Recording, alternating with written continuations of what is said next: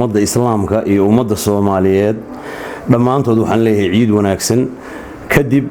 waxa weeye waxaan jeclahay inaan halkan maanta aan diro baaq nabadeed oo ku aadan shaqaaqooyin muddooyinkii dambe ku soo noqnoqonayay magaalada Ceerigaabo kuwaas oo ku salaysnaa aana qabiil iyo wax la mid ah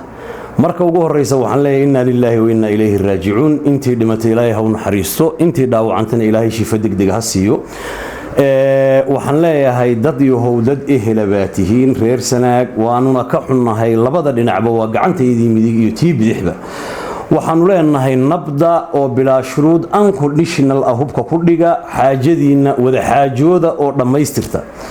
sida ugu wanaagsan u dhamaystirta oo saad ku xaali jirteen ku xaala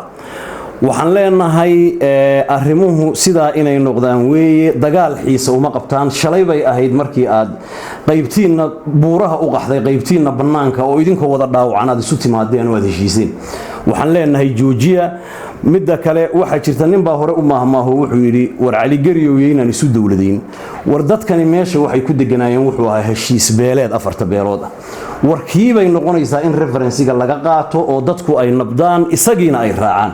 waxaan leeyahay hal nabdo nimanka siyaasiyiinta ee ku qulqulaya qodobka labaad iyagana waxaan u sheegayaa in ay nabadgelyada ku dadaalaan oo aanay arintaas siyaasadayn si aanay noogu soo noqon tii kala shaale oo kale ee shalayto ahayd oo wali tiiraanyadeedina hayso labada dhinacba ummadii ka dhimatay anoo war saxaafadeedka inta ku gabagabeynaya oo leh hal la heshiiyo war hal la nabdo odayaashii deegaanka aanu nahay oo dhinac walba ah waxaan kaloo anoo munaasabadan ka faa'iideysanaya tacsiir halka uga diraya Suldaan Maxamed Mira Bootaan oo dhawaan ku geeriyooday magaalada Addis Ababa waxaan leeyahay qoyskiisa iyo eheladiisana Ilaahay ha u naxariisto